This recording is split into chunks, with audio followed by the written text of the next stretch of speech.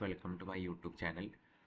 ഈ വീഡിയോയിൽ നമ്മൾ പറയാൻ പോകുന്നത് സെൻട്രൽ ബാങ്ക് ഓഫ് ഇന്ത്യ എന്ന് പറയുന്ന ബാങ്കിൻ്റെ ഒരു പ്രോഗ്രാമിനെ പറ്റിയിട്ടാണ്.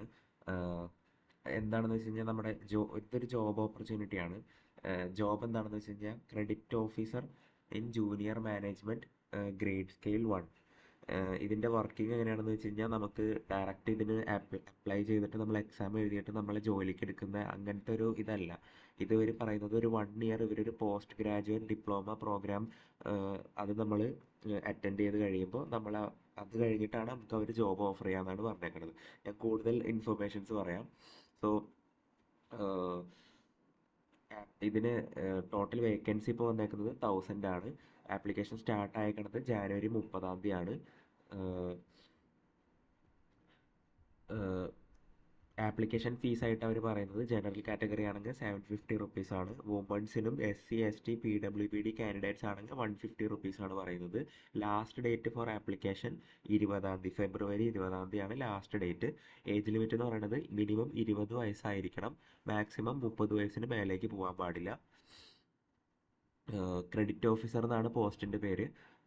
1000 ആണ് കറൻ്റ്ലി അവൈലബിൾ ആയിട്ടുള്ള ഓപ്പർച്യൂണിറ്റി. നമുക്ക് മിനിമം ഏതെങ്കിലും ഒരു ഡിഗ്രി വേണം ഇത് അപ്ലൈ ചെയ്യാൻ.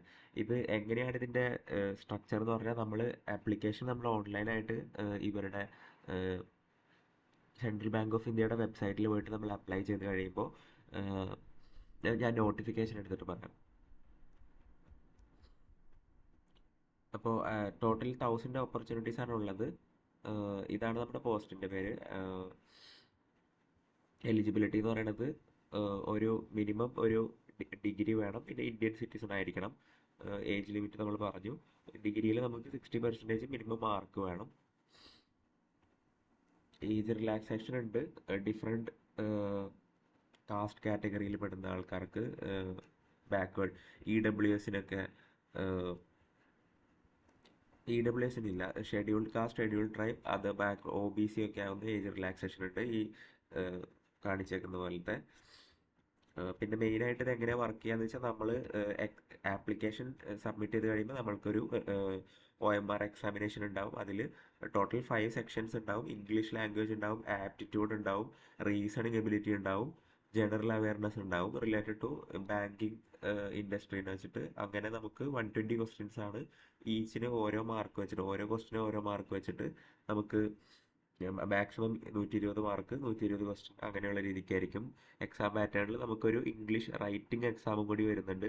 അതിൽ 2 ക്വസ്റ്റ്യനാണ് ഉണ്ടാവുക. 30 മാർക്കാണ് മാക്സിമം ഉണ്ടാവുക. 30 മിനിറ്റാണ് അതിന് കിട്ടുക. അങ്ങനെ 120 ആപ്റ്റിറ്റ്യൂഡ് പോലത്തെ ക്വസ്റ്റ്യൻ, അതായത് കറപ്പിക്കുന്ന ക്വസ്റ്റ്യൻസ് ഇല്ലേ, അതുപോലത്തെ ക്വസ്റ്റ്യൻസും എഴുത്തായിട്ട് നമുക്ക് essay റൈറ്റിംഗും ലെറ്റർ റൈറ്റിംഗും ആണ് അവർ പറയുന്നത്. അത് 2 ക്വസ്റ്റ്യൻ ഉണ്ടാവും. അങ്ങനെയാണ് ആ ഒരു എക്സാം പാറ്റേൺ ഉണ്ടായിരിക്കുക.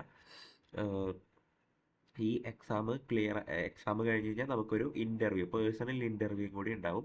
പേഴ്സണൽ ഇൻ്റർവ്യൂവിൻ്റെ മാർക്ക് അവരിടുന്നത് 50ലാണ്. അതിൽ നമുക്ക് മിനിമം ഹാഫ് ദ മാർക്ക് നമുക്ക് മേടിക്കണം. അതായത് 25 മാർക്ക് ഉണ്ടായാലാണ് നമ്മളെ അതിൽ സെലക്ട് ചെയ്യുക. ഫൈനൽ സെലക്ഷൻ എന്ന് പറയുന്നത് നമ്മുടെ ആ റിട്ടേൺ ടെസ്റ്റും ഈ ഇൻ്റർവ്യൂ കൂടി ചേർത്തിട്ട് അവർ സെലക്ട് ചെയ്യും. ഈ സെലക്ട് ചെയ്ത് കഴിഞ്ഞ് കഴിഞ്ഞാൽ നടക്കാൻ പോകുന്നത് ഒരു post graduate diploma banking and finance എന്ന് പറഞ്ഞ ഒരു ഇതിൽ നമ്മളെ അവർ എൻറോൾ ചെയ്യും. പിന്നെ അതൊരു 1 ഇയർ ഒരു കോഴ്സാണത്. അതിൽ 9 മന്ത് നമുക്ക് നമ്മൾക്ക് ക്ലാസ് റൂം ട്രെയിനിങ് ആയിരിക്കും. 3 മാസം ഓൺ ജോബ് ട്രെയിനിങ് ആയിരിക്കും. നമ്മുടെ ജോലി ചെയ്യാനുള്ളതിനെ പറ്റി നമ്മളെ ഫീൽഡിൽ ഇറങ്ങി പഠിപ്പിക്കുന്ന പോലെയായിരിക്കും 3 മാസം. ആ 3 മാസം നമുക്ക് സ്റ്റൈപ്പൻഡ് കിട്ടുന്നതായിരിക്കും.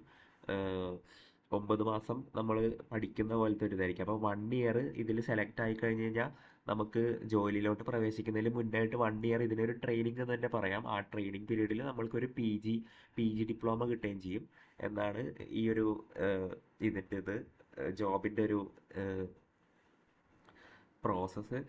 എഡ്യൂക്കേഷൻ ലോണൊക്കെ അവർ നമുക്ക് തരുമെന്ന് പറയുന്നു. പിന്നെ അവർ പറയുന്നത് ഈ 5 വർഷം, അതായത് നമ്മൾ ഈ 1 വർഷത്തെ PG ഡിപ്ലോമ കഴിഞ്ഞിട്ട് അവർ ഡയറക്റ്റ്ലി ജോബിൽ പോസ്റ്റ് ചെയ്യും.